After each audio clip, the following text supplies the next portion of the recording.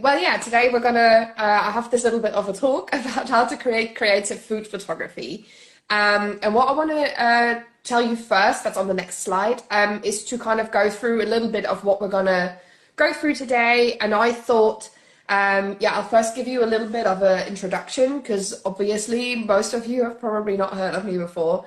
So I thought I'll tell you a little bit about what I do, who I am, and my photography style. I want to talk about what creative actually means and being creative. And then I thought I'll give you a couple of hands-on tips of how you can trigger your own creativity or how you can find creativity in your everyday life, or if you're trying to photograph something, how you can find the right inspiration to create something creative. I kind of thought that would be really helpful for you instead of me just showing you creative food photography. I just wanted to create something where people can actually take something useful home, basically. So yeah, we're going to talk about finding sources of creativity, triggering creativity in photography. And I also, at the end, I'll go through my thought process when I create food photography. So I'll give you a little bit of an insight of what I think about before I even start photographing so that you, yeah, have an idea of what kind of thoughts I go through and how I plan it. So yeah, who am I? Let's go through that bit first. So that's on the next slide. And then the next slide again. Hi, I'm Romy, obviously. I'm a vegan food photographer from London, so everything that I create is always vegan. I only shoot vegan food. I actually became vegan before I became a food photographer, but I'm going to talk about that a little bit more in the next slides, so you can skip two ahead if you want. I'll let you know whenever you need to skip, otherwise I'm going to get confused with it. So I'm not British, so I grew up in mainland Europe on the German, Dutch and Belgian borders, which is quite funny because I have a German passport, but I actually forgot to write German onto this slide, which is quite funny, I find. I moved to the UK almost 10 years ago now, which is quite a long time ago now. And I've got a degree in portrait photography. So I started photography before I went into food photography already. About 12 years ago now, I started a degree in portrait photography and I finished that in Germany and then moved to the UK. And when I moved to the UK, I worked a lot in music and portrait photography and event photography. But after a couple of years, I wasn't enjoying it very much anymore. I think it was something really exciting to have done, but I'm also very glad that I switched over to photographing food. So I made the switch about 5 years ago. I share all of my recipes on my blog, romylondonuk.com. So this is where you can find my most recent work and also the recipes that I create. And I create recipes and food photography for my own website, and I also create those things for brands. So what I like about my job is that I do both the recipe creation and the food photography. And I kind of became creative in the kitchen through going vegan because it kind of forced me to get out of my comfort zone and to figure out, new dishes to eat, new recipes to make. And that's kind of what made me so interested in being creative in the kitchen. And it took a couple of years still until I decided to actually take some proper photos of my food, not just with a phone. And then it just kind of developed through that. So over the last couple of years, I've actually worked with numerous brands, and this is why I actually mixed up my slides. So we're going to go through the next slide first, and then I'll tell you who those brands are. So 3 years ago now, I kind of just took a leap of faith, and I quit my daytime job just because, at that point, I really needed something new. I needed something fresh. I wanted to work for myself and work at my own pace and being able to really choose what I want to work on and what I don't want to work on. So 3 years ago, almost exactly to the day, I handed in my notice at work. And then within 3 months, I was just completely freelance from one day to the other, which was really exciting, also very, very terrifying. But to this day, it was one of the best decisions I've made. And I'm really, really happy that I actually took that decision. I'm going to show you a couple of the brands that I've worked with in the last couple of years. Some of them are like recurring brands that I work with regularly. For example, the Swedish brand Oomph. They create vegan, you might call them meat replacements, whatever you want to call them. They're really, really delicious products. I've also worked with Live Kindly, who are US based. They're really, really big in terms of the vegan community in the US, and they share lots of vegan lifestyle tips and also recipes. And I've created, for example, a Thanksgiving meal for them last year that they shared. Then I worked with Coconut Merchant, which are a UK brand. They create lots and lots of different products all around coconut. So I've created some content for them. Then I'm going to show you a little bit about the product photography that I've done before. For example, I've worked with Borna, who create pistachio products. So here you can see one of the shots that I've created for their website with the overflowing pistachio nut butter jar. They're really, really delicious, by the way. Very, very addictive. And then I also, one of my recurring brands that I've worked with the longest is Perkia. This is also one of my product shots that I've created for them. As you can tell throughout, my photography has slightly changed over the years, and also the kind of style how I photograph in this. I don't just create one style. I've kind of moved from through different styles, and here like the product photography is very, very colorful that I've created here. I've also worked with Seed and Bean, who are a chocolate brand from the UK. They create very delicious chocolates. Most of them are vegan. They also have a couple of non-vegan ones. And yeah, created some product photography for them. Then One Planet Pizza, which is a plant-based pizza brand here in the UK. This is actually one of their latest products. They were so delicious, and it was really difficult not to eat all the food whilst I was photographing. It's probably one of the most difficult things, like not to eat all of the food whilst you shoot it. Then I also work regularly with Mr. Organic.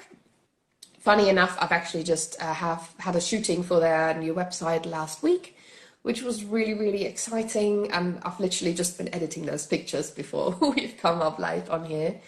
And yeah, so these are a couple of the brands that I've worked with. And just to tell you a couple of kind of fun facts around my work. I kind of started little with my food photography. So when I went vegan, I started becoming more creative in the kitchen and learning more about cooking and being really creative in the kitchen with trying out different combinations, having lots of failed dishes as well along the way.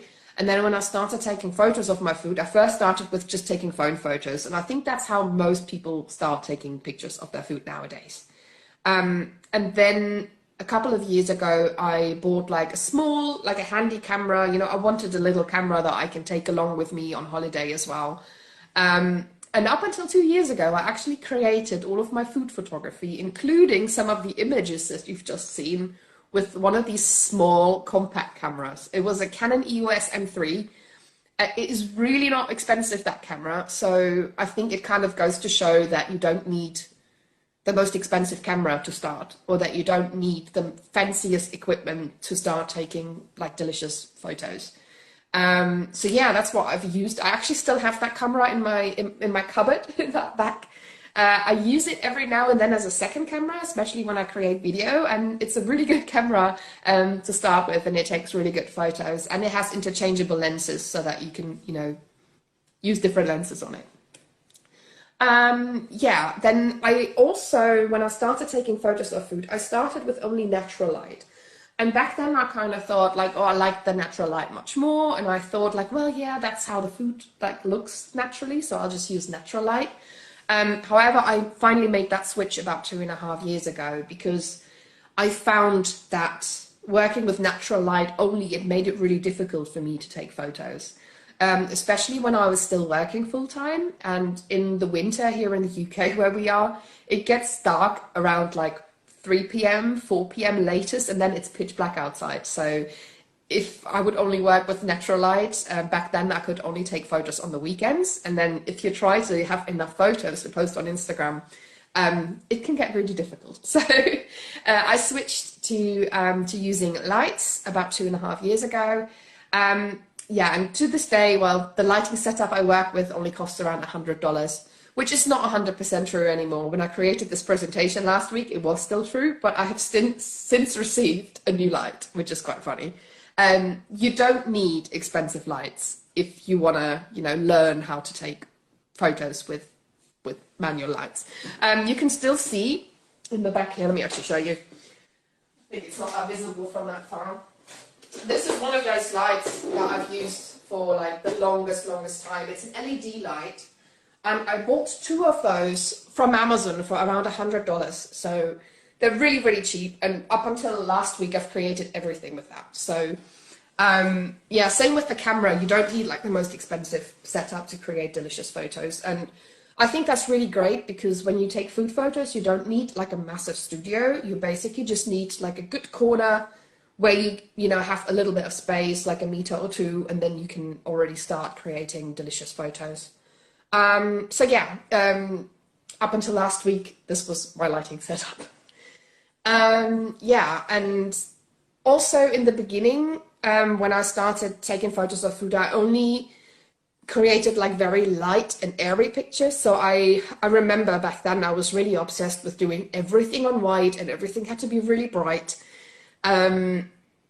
It's kind of what I started with, but I took so many photos on this kind of light and airy style that after a while I got a bit bored with it because I kind of felt after a while that everything was just looking the same.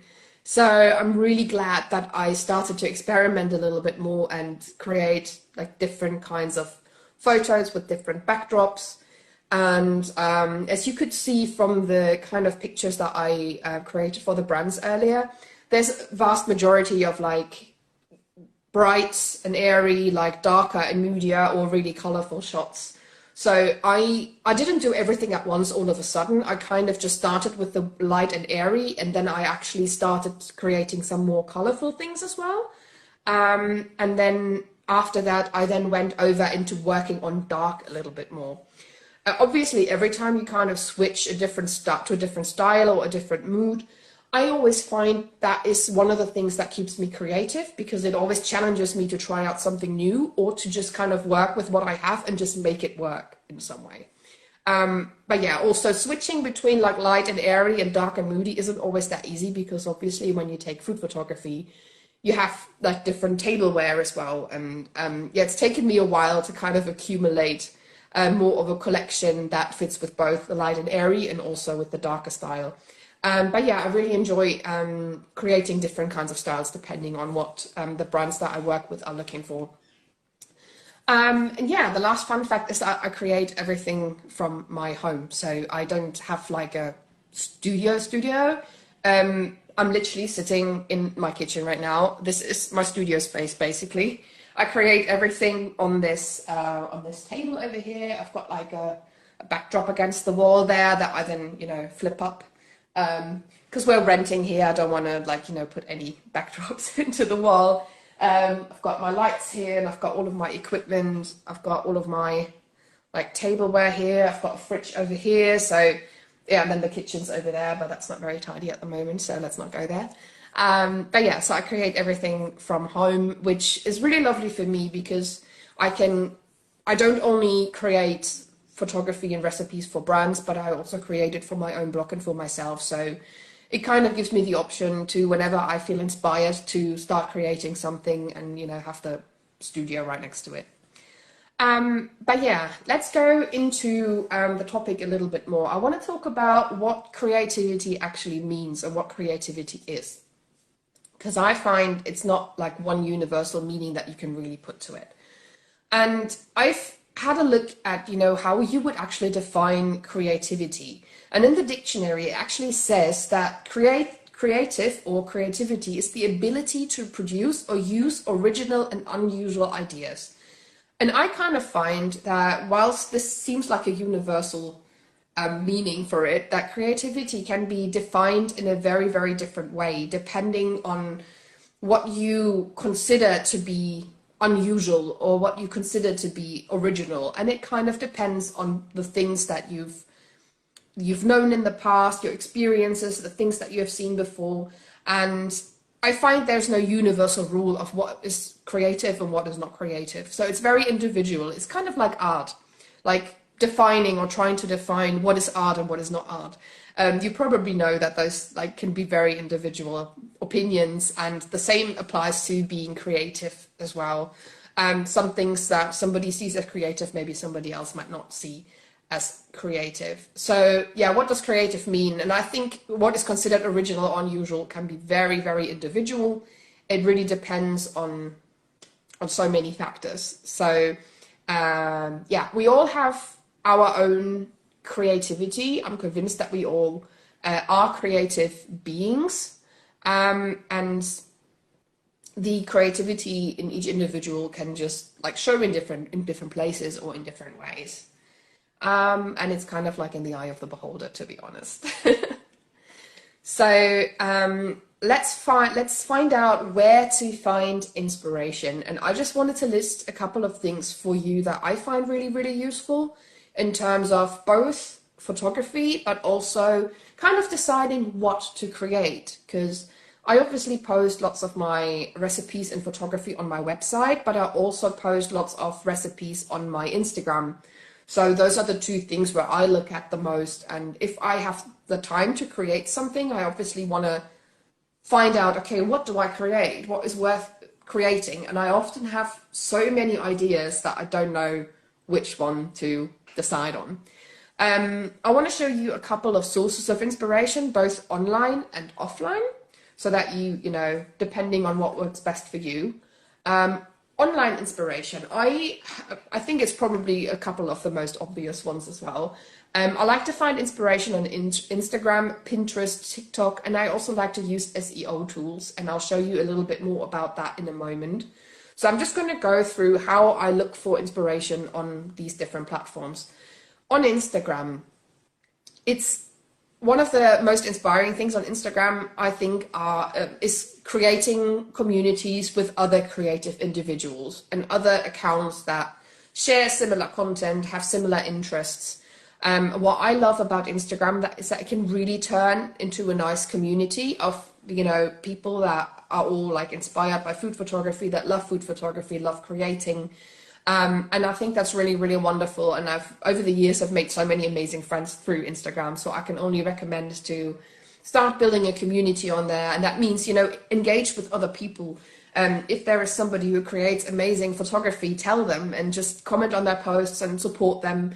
And that's how you start building like a community of people that you support and that support you in return as well, which is really lovely. You can also find lots of other creatives to collaborate with. I have collaborated a couple of times with people. I created recipes for their blogs or for their Instagrams, or I've done like an Instagram live on their account, like this one, for example. So it's wonderful to find people that have very similar interests. If I want to photograph something very, very specific and I don't know where to start, because I often find that if, for example, I want to photograph cookies, there are so many different ways of how to photograph cookies, and I sometimes find it difficult to choose one of those ways. So I like to look for different hashtags, for example, to just find a starting point and just, you know, get into it and just get like one idea or have a look at what somebody else has done with photographing cookies. And then I'll start there, and usually once I start creating, it just starts rolling and the creativity just automatically kicks in. And then usually I photograph something in like 10 different ways, and it turns out completely different from how it started in the beginning. But yeah, it can be really, really great to follow specific hashtags. And there are a couple of photography related hashtags, for example, like hashtag food photography or hashtag photography school. There are a couple of different options of hashtags that you can follow to find some inspiration on Instagram. On Pinterest, I think this is one of the typical places where people look for inspiration, because Pinterest is kind of like an idea board for so many different things. And sometimes if I want to photograph something very specific and I don't know where to start, well, I kind of have like, as I like to call it, a photographer's block. I like to just go to Pinterest and just type in the recipe I'm trying to photograph. And I'll just have a look and like at the type of angles, like maybe color combinations, or maybe how somebody decorated something, or a specific angle, how something is shot. And then I'll just, you know, figure out like, oh, I really like this. I want to do something in the same angle, for example. Or I really like how they've placed the berries on top of the cake, and I'm going to photograph it so that you can really see the berries on top of the cake. And that's kind of like how it starts. And yeah, as I said, usually when I have one idea that I want to test out with my own creation, then it just rolls from there. So sometimes you just need a starting point to know what you want to try out first. On TikTok, I find TikTok is really great at the moment to find latest trends.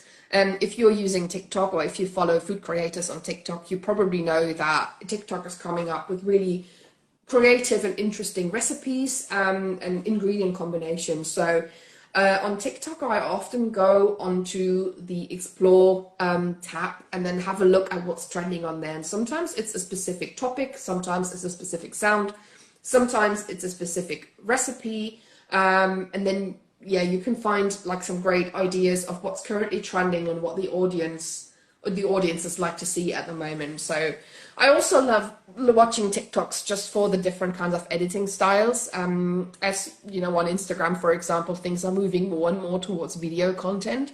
So I kind of like to also consume lots of that content in order to see what's currently out there, what are the options, how are other people doing it. And also whenever I watch something, I always think of, why am I watching this? What is it? What is making me continue to watch it and not swipe on?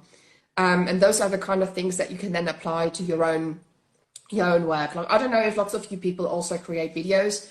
I've kind of been, yeah, like, I don't want to say pushed, because I really enjoy creating video, but over the last couple of years, with more and more video platforms coming out, I've created lots of video content as well for food recipes, and yeah, so that's where TikTok is really, really great, just to find some ideas. I also want to show you, or very briefly talk about SEO research tools. I find this, I know this looks really overwhelming when you look at this on this slide, but let me just tell you a little bit more about how useful this actually is. These tools are really helpful if you have a lot of ideas and you don't know which one is worth creating. And when I think about what is worth creating, I think about what do people actually look for online? What do they search for? And how, you know, even just if I have a recipe, am I going to name this, or am I going to name this way? And that's where SEO research tools, of course, this is very website specific, especially when it comes to naming a recipe, but it really helps give me ideas as well. So just to give you an example, if you go to the next slide, it can show you, like, you can put in a search term. For example, on this occasion, I've put in mango salsa, and it then shows me how competitive that search term is, you know, how many other people are looking for that same search term, and how many, how much competition there is. So competition means how many other websites are currently ranking for that search term. What it also does, I mean, this is one particular SEO research tool. Like, I've not used all of them so far. The one that I use at the moment is called Key Search Co. And I find this really good value for money. I think it costs around $10 a month, and it's really, really useful. And it also shows you for a particular search term how it's trending throughout the year. So it'll give you a little curve and show you in which months people are actually looking for this search term, and in other months where it's maybe not so popular. So you can see, for example, here the mango salsa is very popular around June, and then, you know, July, August, maybe around May as well, but in November nobody really searches for mango salsa. So it can give you a good indication of, you know, seasonality of a specific search term. What I love about this system is that it shows you related search terms. So if I put in mango salsa, it's giving me all of these other options. I'm going to read out a couple because I realize it's very small and you can't see them. For example, it's telling me mango salsa is searched worldwide around 90,000 times a month.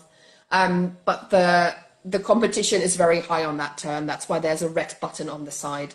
If I wanted to, for example, look for a mango pineapple salsa, the volume is only 5,400 a month, but the competition is much lower.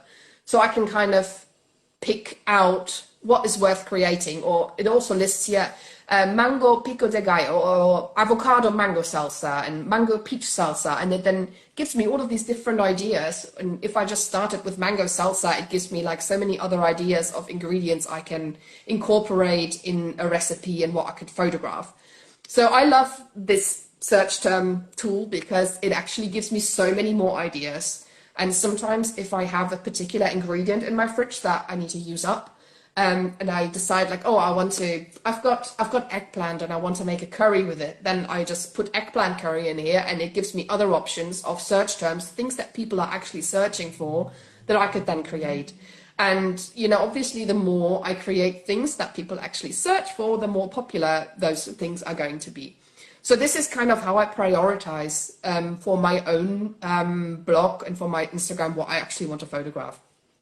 So I know this is very, you know, website specific, or like, I mean, not necessarily SEO, yes, but if you create things also on Instagram that people are actually searching for, it can only be beneficial to kind of prioritize your work in this way. So that's why I thought I'm just going to pop this one in here because it's super, super helpful. And again, Key Search Co, that's what this program's called, and it's really, really useful. It's only like a tenner a month. And yeah, I've not regretted getting it so far.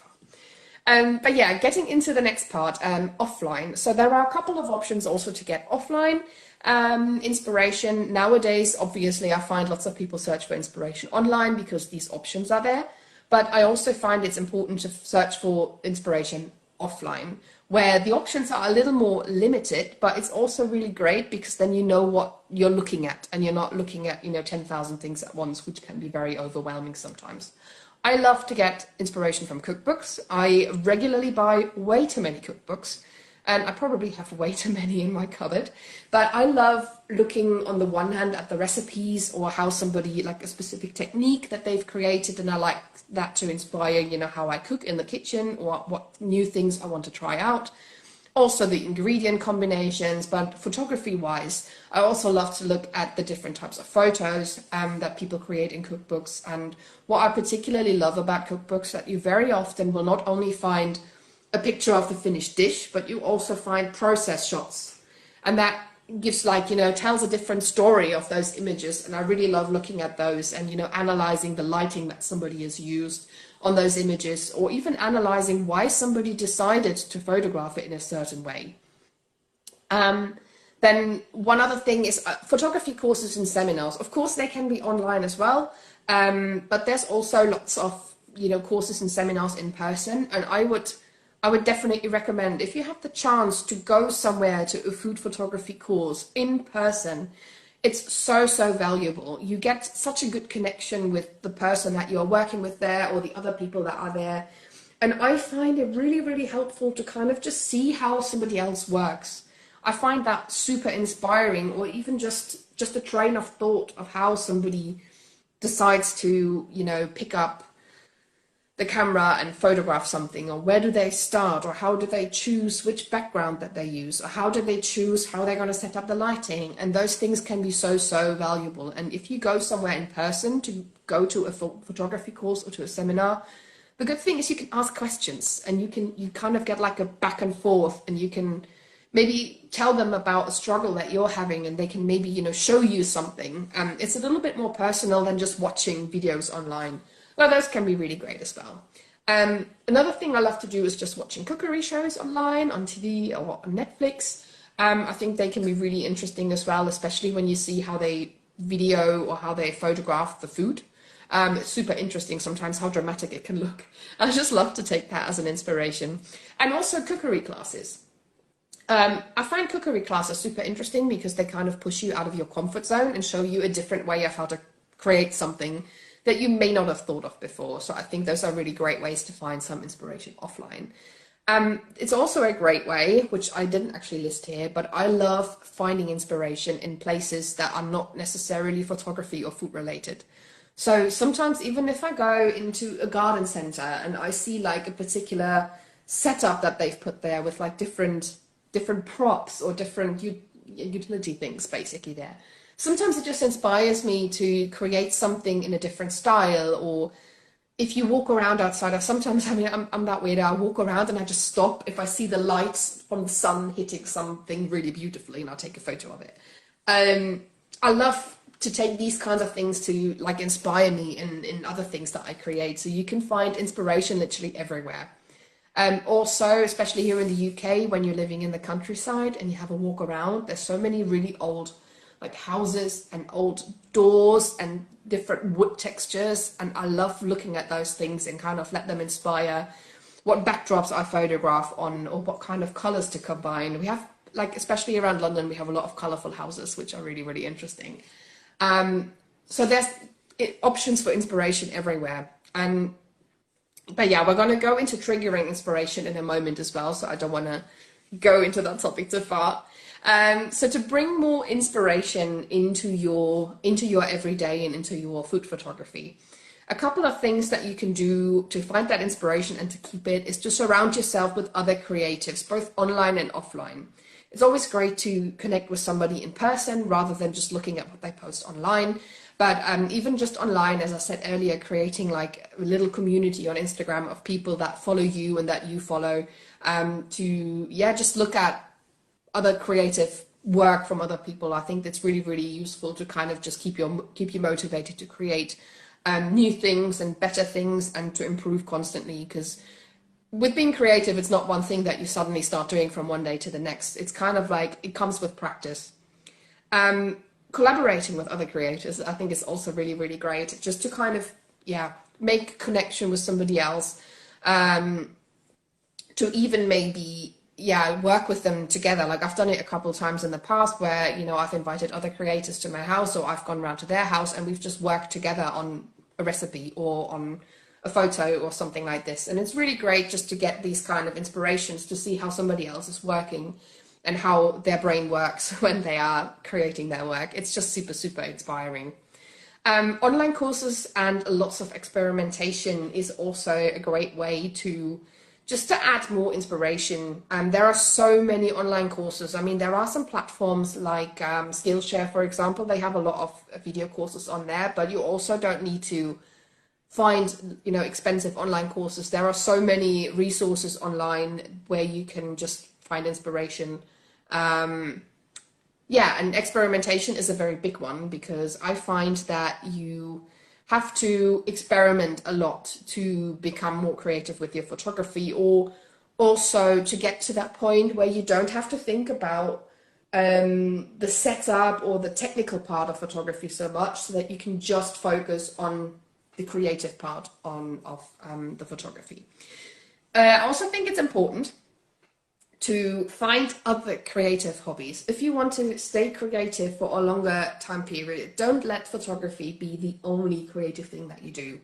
I think it's really important to broaden your creativity and find other creative hobbies, because often when I hit a point in, photographing where I just feel uninspired and I just feel that I don't really have the motivation, I often find if I do something else that is creative, it often, after a while, it triggers me to suddenly have other ideas with regards to photography or with regards to recipes again. So finding other creative hobbies and not just photography is really, really great to kind of keep that creativity going. One thing, which is the last point on this list here, but which is probably one of the most important ones, is to take the pressure off. When you're trying to create something creative, you can't force creativity. You can't push yourself to do something creative. You kind of have to take that pressure off and just play and just regard it as something that you're experimenting, that you're playing with. And I find if I put pressure on myself to create something creative, I often find that I then get frustrated really easily. Usually something is not working out how I plan it to, and you can't force creativity. You can't push yourself to create something creative. But once the pressure is off, once I just start seeing it as like a game, like I'm just gonna pop this on this backdrop and I'm just gonna see what happens. I'm just gonna take the camera out, I'm just gonna turn the light on, and then I'll just look at it and I'll just see like, okay, like where can we go with this? And taking the pressure off, I find, is really important. And that's one of the things as well where I think is, if you want to be creative with your food photography, don't just create content for brands. if you continue to only create for brands and everything that you do is a job, it automatically has a bit more pressure on top, and you usually have a deadline. So it's great to have that kind of work, but I also think that you need to take the pressure off a little bit and just create for yourself without any time pressure, without any pressure to create anything absolutely amazing. And that's usually where the best work happens, is when you take the pressure off. So that's one of the things that I just really want to emphasize on.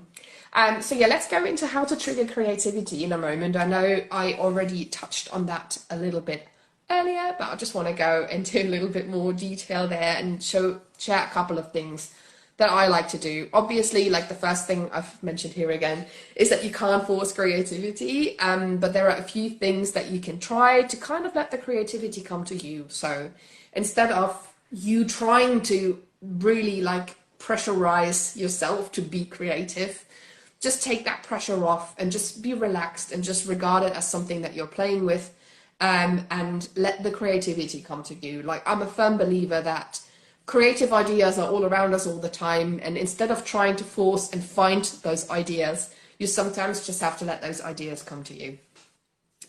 So yeah, in some of those things, how you can trigger your own creativity is, for example, by setting yourself a challenge. And what I like to do is, if I kind of, like, I very often at this point, but obviously I photograph a lot. So I love to set a challenge for myself so that I can just kind of, without putting too much pressure on, just making a game out of taking a photo. So very often, if you want to head to the next slide, you can see that list as well. When you set yourself a challenge, I like to reduce, for example, the options of what I work with. I find one of the main problems is when I want to take a photo of a dish that I don't know where to start, because there are too many options. There are too many different backgrounds. There are too many different ways of how I could set up the light. Too many different options of what kind of lens I could use.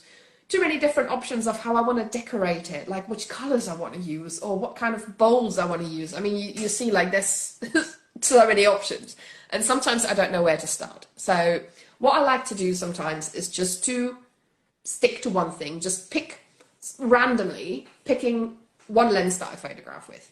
I mean, I'm probably lenses is the one thing where you probably don't have like 30 different ones available. I mainly shoot with a 50 millimeter and a 100 millimeter.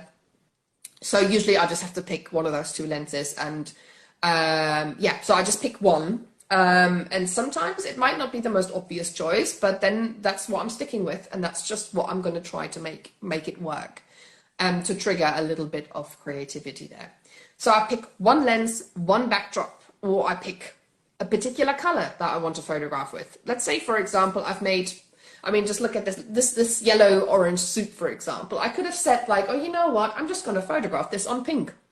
And this is what I'm going to do. And this is what I'm going to make work. So you just choose something random, or picking a particular tableware edition. Obviously not all of those things necessarily, but you could just say like, oh, I've got this orange soup, I'm going to photograph it on pink. And that's what I'm doing today. And all of the other options around it, which lens you use or what kind of tableware, you then work alongside those things that you have. So instead of having like 100 different options, you reduce your options and you're just going to make it work.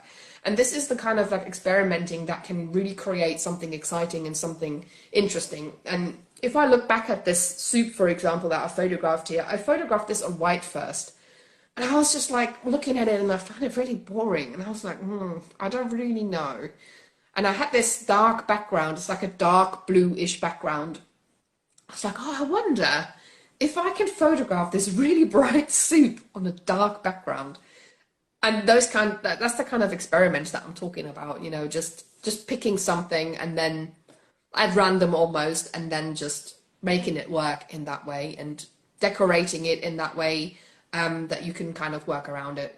So yeah, that's one of the main issues I have when I create photos. There's too many different options and too many different ways of how I could photograph something. And sometimes I also just decide, oh, this is going to be a flat lay, or oh, this is going to be a 45-degree angle. And then by, you know, dismissing everything else, I then reduce, and then I can then, you know, start from there. On the next slide, one of the things to trigger your creativity is also to get out of your comfort zone. So instead of photographing something in the same way how you always photograph, try something new. This could be that you either use like a different lens. Again, probably it's unlikely that you use like 30 different lenses for food photography. But for example, instead of using a 50mm lens where you see the entire dish, maybe just use a macro lens and just focus on like a particular feature of the dish and try to make that look really, really tasty and beautiful. Or you could pick a specific backdrop that you've never worked with before, a new color, for example, or photographing in a new location. I always find that like really, really triggering creativity for me. Whenever I move away from photographing in this corner and maybe decide, hey, I want to photograph this on the kitchen counter, and I'll just move my lights over there and my camera and whatever. It really brings me out of my comfort zone because I don't know how to photograph there. So I'm just going to figure it out, and I'll slowly start building my photo from figuring out, okay, what's the angle going to be? How am I going to set up the tripod and the camera? And then where am I going to put the light? So using a new location, I always find really, really interesting. Photographing a dish you've never shot before. This can be really great to get out of your comfort zone as well. I think everybody probably has a couple of dishes that they find really easy to photograph, and then some dishes that they find really difficult to photograph. So that's a great way to just kind of push yourself, not in a negative way, of course, to try something new or to just make something work. Or you could also try a new style. Like, for example, how I said earlier, how I switched from photographing everything on very bright and very white all the time to kind of going into darker colors and working with different tones and working with colorful backdrops. So sometimes if you get yourself a new backdrop, for example, it can really trigger a new creativity for you to work with something different. One of the tricks that I do when I create a photo is I kind of treat my photo like a painting. So I often, if you want to head to the next slide, I sometimes sketch out how I imagine the photo to look. I often do this when it's like something I'm photographing and I'm not really sure how I want to photograph it. If I'm not going for that standard, flat lay or that 45-degree angle on a bowl like I have here in the background, I often find things difficult to photograph that include multiple small elements. So those are the things that I struggle with. And in order to make it easier, I kind of just sketch out literally just some lines on paper, draw a little box, and in that box, I draw the main subject. And then around that, I try to add, how I imagine it would look. And then I can kind of see, this corner looks a bit empty. I need to place something into this corner, and then I can start thinking from there. But I'm going to go into, the thought process in a moment a little bit. So what I like to do when I like to treat my photo as a painting, I just set up my camera on a tripod, set up the backdrop and the rough lighting. The lighting usually I adjust slightly afterwards. And then I'll just start by placing my main subject in that image on that screen and share the screen, check the screen on my camera, or if I often connect it to my laptop because it's a little bit easier to see, especially when I'm moving things around. And then just start like a painting, just place the main object and then see like, I kind of feel I need something on this side, or maybe here it's a little bit dark. Maybe I'm going to place a bright napkin there, or I'm going to use a reflector on that side, or I'm going to go in and I'm going to place some ingredients in the background. And those are the kinds of things where you can, basically treat your photo like a painting. I think I've said this now 20 times. But literally just start step by step. I used to make that mistake when I started photographing food, and I literally just put everything that I wanted to, use and photograph in one spot, and then I was overwhelmed and didn't know how to move things around. So start with one item, the main item, your hero, your dish, and then slowly start building around it. And if you put something in a place, it doesn't mean it has to stay there. Like if you put something somewhere and then later you decide, actually, I don't like how this looks, move things around again. And it's always easier to start with a blank canvas where you just have your dish and nothing else around it and slowly start adding in. So this is usually what I like to do. One of the things to be more creative and to trigger your own creativity as well is to try and tell a story in your photography. So to telling a story in photography kind of means that if somebody looks at the photo, it automatically tells them something. So that could be telling them something of how this dish is supposed to be eaten, or telling them how this dish was created, or anything of that kind. I often find that placing ingredients in the background or things that I've used to create the dish, placing them in the background, it kind of tells a little bit of the story around the creation of the dish. So those are the kind of things that I like to use. A couple of things that I ask myself when I photograph a dish, I always try to include a story in what I'm creating. So I always ask myself, like, what story do I like to tell here? Would I like to show how this has been created, or would I like to show how this is eaten, or would I like to show what it looks like inside? You know, if you have, like, I don't know, for example, a patty or something, or a burger, how do I show that off in the best light? Am I just showing the finished dish, or do I want to show a preparation step, which is very similar to the kind of photos that you can often find in cookbooks. I always love those photos. And then which photo style helps you tell that story. So whether it's like a light and airy one, for example, if you have like very light dishes or salads, I often find light and airy works really, really well to kind of bring that lightness and that freshness across. Or if you want to create something in a little bit darker light or make it a little bit moody, then that could tell like a story. Like, for example, like one of these dishes that you see in the background here, that cake or that pie, I created around Thanksgiving last year, and I kind of just put, you can see some orangey colors in the background because it kind of fits with that time of year. And then I also put fairy lights in the background because it kind of just had something festive. So those are the kinds of things I like to think about a little bit, and think about what kind of props make sense with that story. Like if you want to tell how this pie is created, for example, it doesn't make any sense to, what could I put in the background? There's so many things that wouldn't make sense to put into the background. But, you know, what would make sense is, like, for example, here you can see that pie in the background, and you can see that there has been a slice taken out of it. I could, for example, then keep the ladle or the spoon or whatever I've used, like, lying in the background, so you can see that I've just taken a slice, or you can see somebody else in the background grab a slice, and you can then, the story that you see in your head will be like, oh, this pie is being served. But yeah, those are like different types of ways of how to tell a story. And I always like to think of how to add a human element to it as well. I always ask myself, like, how can I add a human element to this? Is there something that I could pour onto something? Is there something I could sprinkle or drizzle, or could I hold something? So this is how I like to, you know, try to add a human element. Of course, I just work by myself, so most of the time I have to work the camera, and I have to work the camera, and I also have to, you know, be the hands in the photo, which is not always that easy, or a little bit more time consuming if you try to do everything by yourself. But yeah, I always try to think, is there something that I can do? Like, for example, in these two pictures I've got here, I've got the pouring shot, and then I also have one dipping shot where I'm holding something, just to kind of add a little bit to it and show how it's eaten and how it's enjoyed. I've got a couple more example shots of this. If you want to go ahead a couple of slides, you can see a couple of example shots of where I've used like different types of actions. Like I've got a drizzle shot here, for example, or I've got like a shot here where I'm dipping a cookie into a glass of milk. I've got a shot here where I'm sprinkling some nuts on top of a loaf. This is one of my recent creations. This was so delicious. I've got another shot where I'm taking something out of the milk, and you can see the milk drizzle down. I've got some more drizzling shots here. I love drizzling shots. They always work really, really well, always look delicious.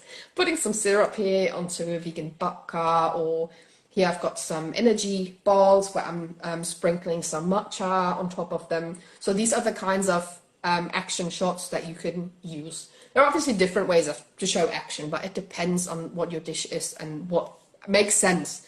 Like, for example, these energy balls, it wouldn't make sense if I drizzled maple syrup onto them, because that's not how you eat them.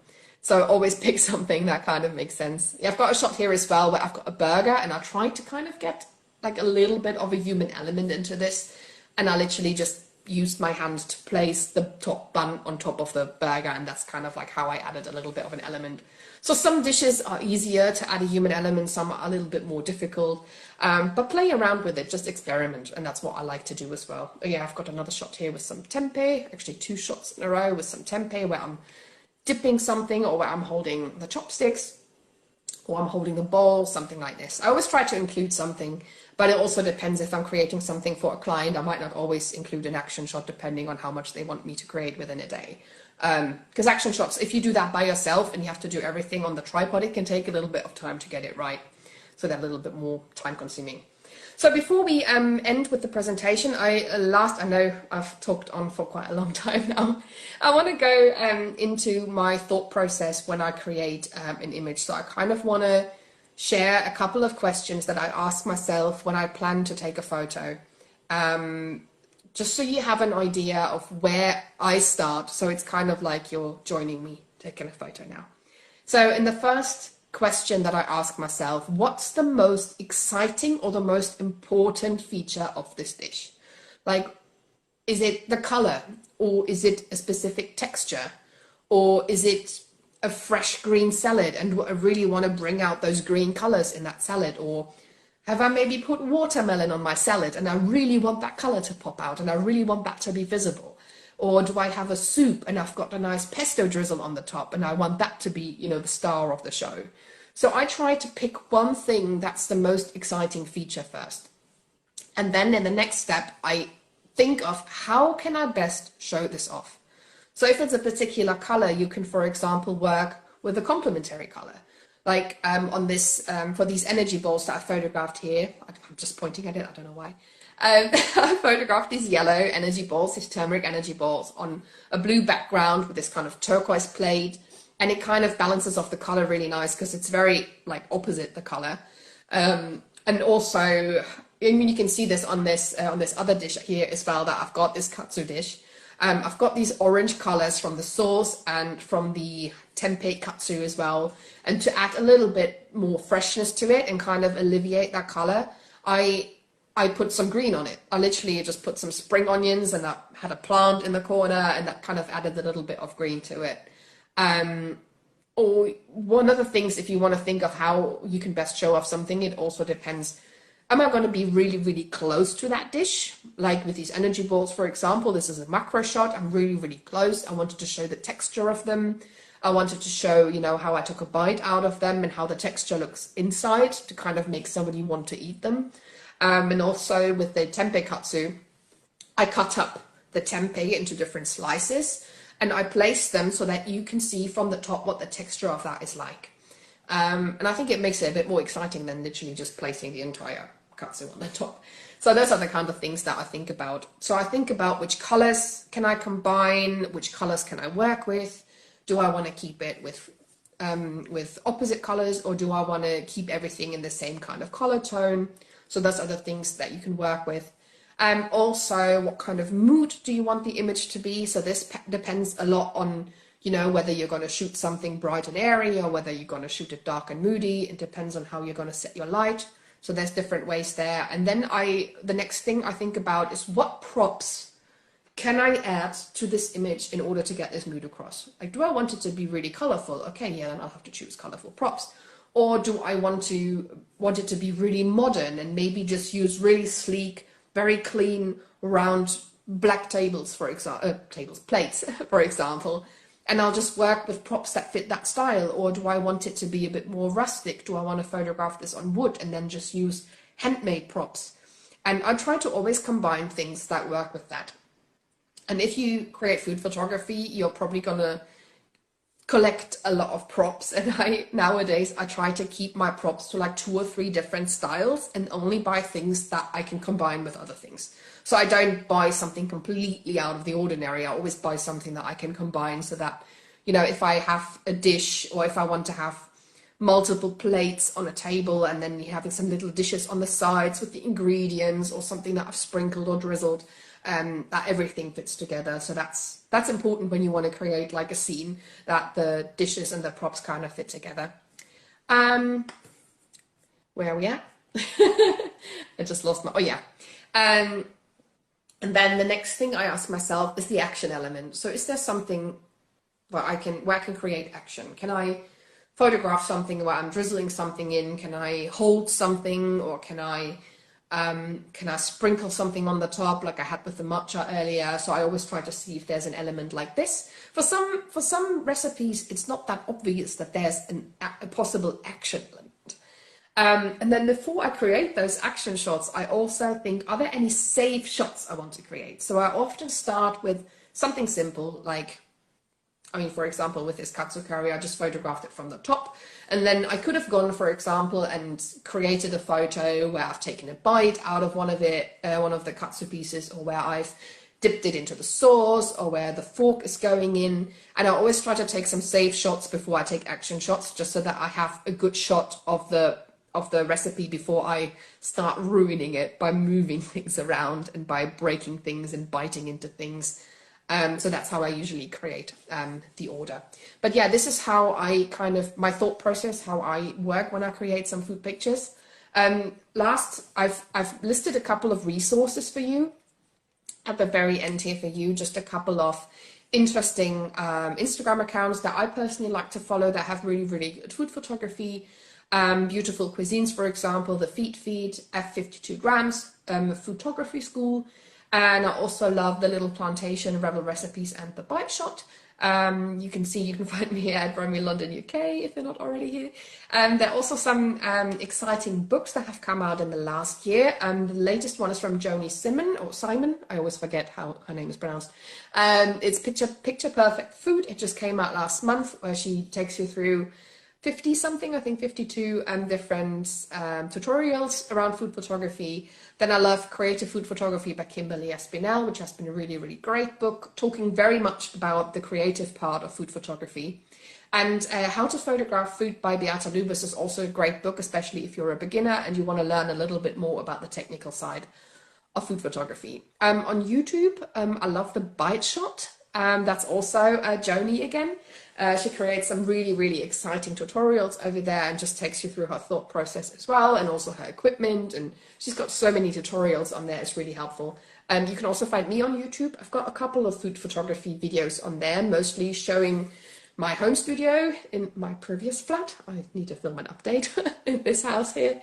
And also the kind of equipment that I use and how to basically create food photography with little equipment. But yeah, I think now we're at the end of everything. I know I talked a little bit longer than I thought.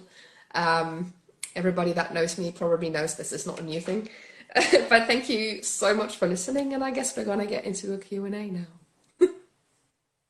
Wow, okay, wow, so amazing and so inspiring. I think you have to just like like show how your brain works. Like every creative process, you explain it in very detail, and then I hope it's helpful. I yeah, hope it's helpful. I just try to put it together in a yeah, way where people can actually take away some actual steps from it. it's so insightful. Wow, amazing, amazing. How I describe it? I think that high quality answer comes from like high quality question, and then like you have listed like many important questions we have to ask while we are doing the photo shoot, Yeah. because I also like find that when we are doing some creative works, it's not it's not that we are running out of inspiration, but somehow you are just running out of question. Like, what is another question you want to ask to get better answer? Wow. Okay. So I have just listed some question here, but if you guys have question, just drop the question in your question box. But I have some question here for Romy. Like, how long you do the research before you do the photo shoot itself? It's very different, and it depends on what I'm actually photographing. Like sometimes if I already know a direction that I'm going in, I might not start 5 days before I'm actually taking the photo.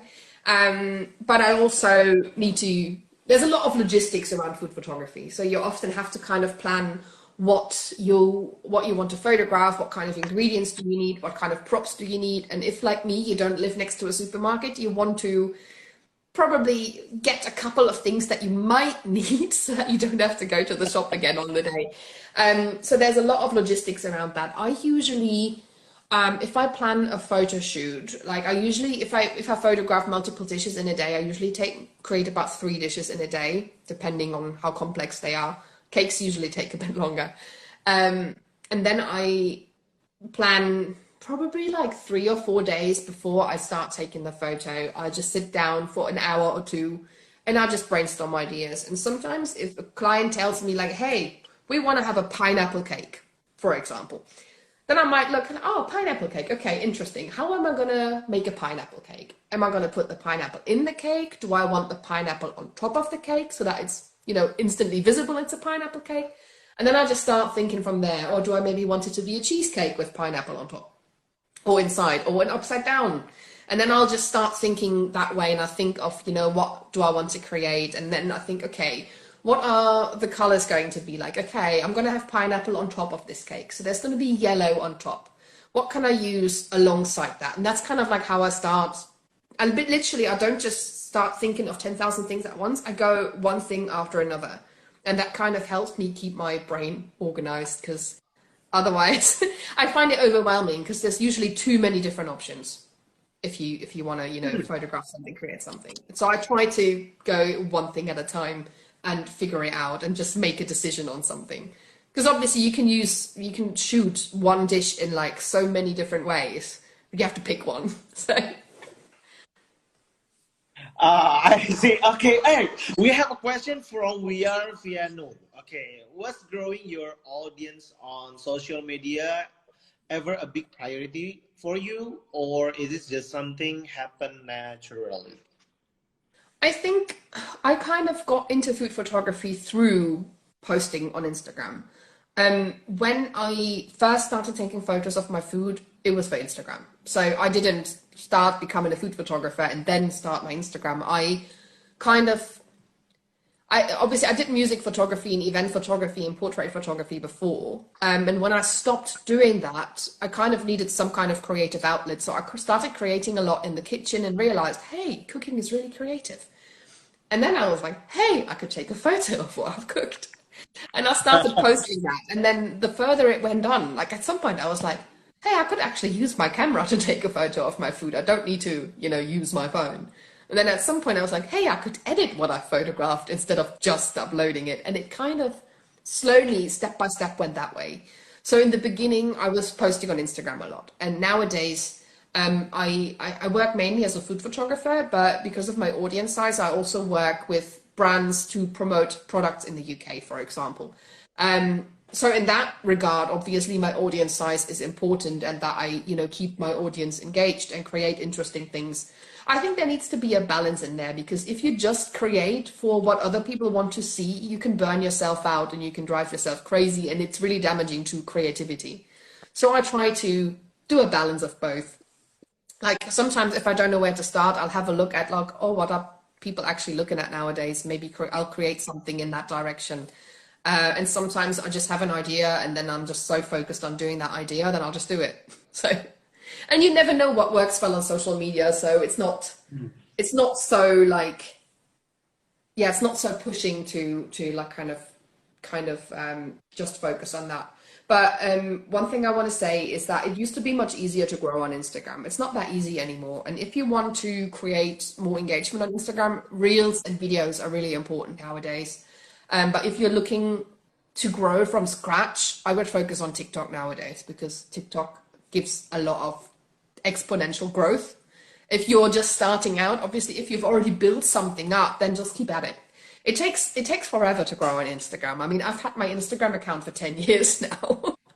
So it's just a slow progression on Instagram, and the only thing you can do is just to keep at it pretty much. Ah, I see. Okay, and then we have question from Matthew. Uh, if you have to choose only one lens, so you can bring and use, what lens will you grab to take all food photo style? I would probably pick the 50 millimeter just because I've used that lens for a couple of years already, and it's when I start photographing something, it's my go-to lens.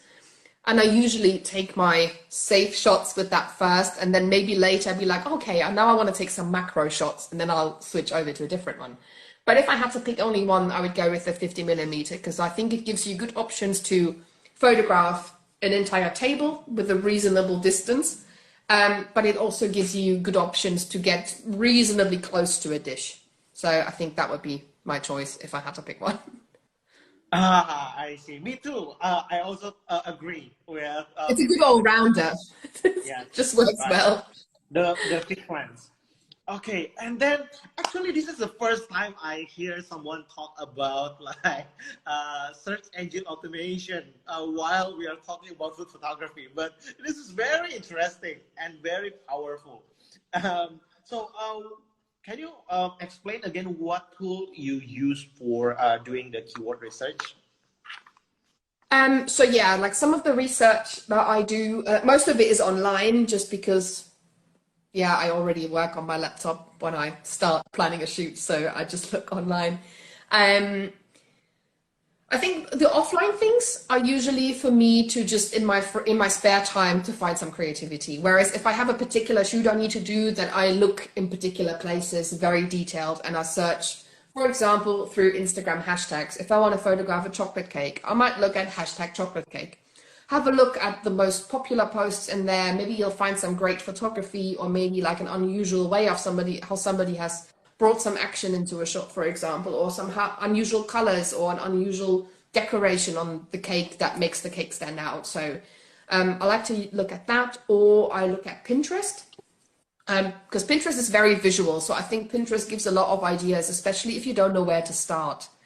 Like I often use Pinterest if I photograph something and I don't know where to start. Usually it's potatoes. I never know how to photograph potatoes. Then I'll just look like, okay, how could I decorate this? Um, yeah, that's really useful. Or yeah, as I mentioned earlier, I use SEO key search, key search co. That's what the tool is called that I use, and that just helps me to have a look at what are people actually searching online and what is worth creating for me. Like, do I want to spend my time like 10 hours creating a recipe for a chocolate cake that already exists 20,000 times on the internet? Or do I maybe want to create a pineapple upside down cake, which might be more exciting and maybe it's a trending word and maybe more and more people are looking for it. So that's where these SEO tools are really, really useful. And it always gives you like related search terms as well. So it even brings up more ideas in the same direction. So yeah, that's super, super useful. Wow, wow, that's super. Okay, and then yeah, we have another question from Priscilla. Do you recommend taking photos with phone or camera? I'm probably a little bit biased just because it's my full-time job. I would always recommend taking it on a camera. But if you only have a phone, don't just people always tend to think like, oh, I can take photos of my phone once I have photos of my food, once I have this and this and this equipment. Don't wait until you have that equipment, or don't think that you need that equipment in order to take photos. You can take so much on every phone. Like nowadays, they're so good. You can take photos on your phone first, and if you maybe do that a lot and your style becomes better and better, then maybe at some point you might want to invest in a small camera and then use what you have and try to make the most out of it. And maybe if you've always taken photos on your phone with the automatic feature, maybe switch it to the manual settings and then start experimenting in that way. I often find that phone photos, the lenses are a little bit wide angled, so that's why I tend to not take photos with my phone. But they're great for flat lays, for example, or maybe you just, zoom. If you have like an optical zoom on your phone, you can just zoom in a tiny bit to make that wide angle a little bit less. And then, yeah, work with that. And I always recommend to work with what you've got first instead of buying new things. Yeah, sure, sure. You can always create some creative food photography, whatever camera you use. And then I totally Exactly. agree with you. for the wide angle on phone camera. Usually when I am taking with the phone camera, I zoom in like 1.5 times until 2 Yeah, times to get rid of yeah, yeah. all of this, that like distortion. Yeah, Ah, exactly, exactly. It always yes, depends very much on the phone and the kind of sensor that your phone has. Like I recently upgraded my phone because the phone I had before had a terrible, everything was way too bright and it didn't look good. It's really weird. Okay, and then we have a question from Matthew. How far do you Mhm. do a post processing of your image? Yeah, I think sometimes if I see other people edit their images, they go like all out and they literally edit every tiny bit on it. I use Lightroom mainly, and I usually just tweak the colors and the contrast on it. Sometimes I add a little bit of texture, or I make the colors a little bit more vibrant, or make the darks a little bit darker or a little bit brighter. So that's usually how I edit some images. And then every now and then, if I don't know, if I, for example, if I photograph a burger and there's a crack in the burger bun and it really annoys me looking at it, then I would edit that out. But I'm not the kind of person to go in to edit out every single dot of the image because I think that's a bit too much. If you create a billboard and you have to take that one photo that gets printed on like a house wall, then okay, yeah, do that. But I don't do that for every single one of my images. So I try to keep the food and the photo still looking pretty natural, like in the colors that the food was in. I just enhance the colors a little bit, make them a little bit more vibrant, add a little bit more contrast to it.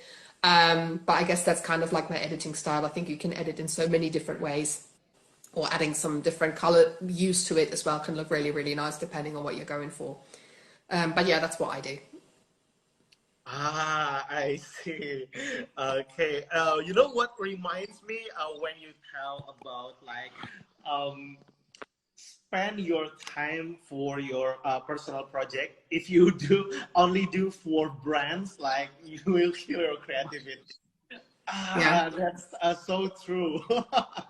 Yeah. I see as well, like somebody has literally just asked, what will you do when the mood is going down for doing creativity? And I can definitely feel that, especially if I photograph an entire day for a client. Oh my God, towards the end of the day, I just want to be finished. And I try to do the most difficult things first. You know, if I have three dishes that I'm photographing, and there's maybe two that I'm feeling very confident about, and the third one that I'm like, oh, I don't know how to photograph this. I like to start with that because even if I photograph it and I'm like, oh, I'm not quite sure, then does this look good? Do I maybe want to do it differently? Then I can just pop it aside, do something else, and then get back to it later. And that's something I recommend. Like if your creativity feels really low, don't try to force it. Just go do something else. Whether that's, you know, painting, or whether you want to go for a walk and listen to a podcast, or whether you, I like to do diamond painting, which is really random. It's like sticking tiny, tiny stones onto a picture. Um, so that's what I like to do, just to kind of, you know, do something else, have my mind focus on something else. And usually the creativity comes back when it's time for it again. I know it's difficult if you have a specific deadline, but I hope that like some of the points about how to trigger your creativity in the talk might be useful to, yeah, make you get a bit more creative when you have to. Wow. Okay. Wow, that's so amazing. Okay. Wow, I think we have over the limit. So, I wow. know, I know I Uh, talked very long earlier. wow. Thank you so much for the inspiration tonight, Romy. Yeah, thank you so You're much for so asking me amazing. to do this talk. I really enjoyed it.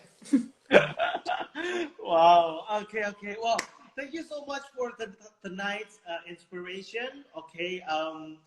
This is our session for the International Food Photography Conference, and then thank you so much, Romy, for today. Wow, this is so inspiring and amazing. Okay, I hope maybe someday we can collaborate again together. Yeah, that'll be Wow. brilliant. Okay, okay, I think that's all. Okay, thank you so much. Yeah, bye bye, Thank you so much, Romy. everyone. Uh, Bye. Bye.